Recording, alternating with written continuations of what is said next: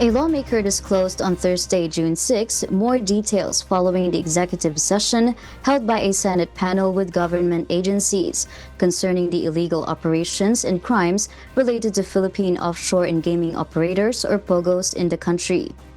Senator Sherwin Gatchalian says there are concrete evidence linking suspended Bamban-Tarlac Mayor Alice Guo to criminal syndicates operating the raided POGO hub in the area. The senator is convinced that the suspended mayor has active participation in the POGO operation, noting documentary evidence and her alleged connections with other government agencies.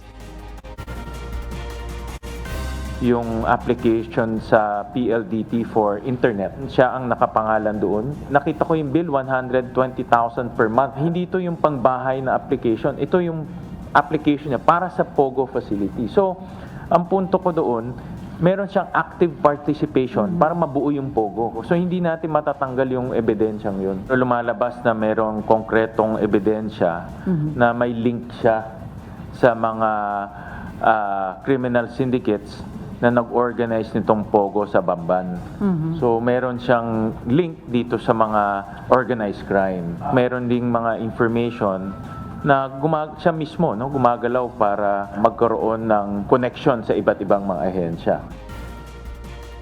Gatchalian also disclosed that based on the reports of intelligence agencies, there are other politicians involved in the so-called POGO Hub web in Bamban.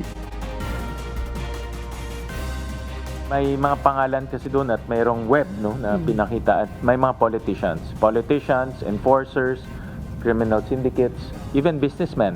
Kumukuha pa sila ng further intelligence, so it's hard to say it now, but ang only pwede kong sabihin meron pang kasamahan na iba na politiko rin.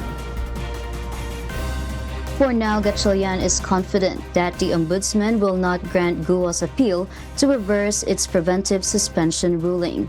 This as he warns the possible undue influence of the mayor to the investigation.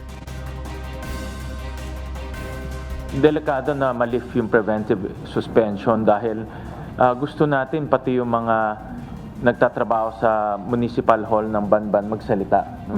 Siyempre kung mayor ka, matatakot yung mga nagtatrabaho doon na magsalita. At gusto natin patawagin rin yung mga ibang nagtatrabaho doon para ibigay yung impormasyon sa atin kung ano yung kanilang nalalaman, ano yung kanilang nakikita at sino yung nag-uutos sa kanila.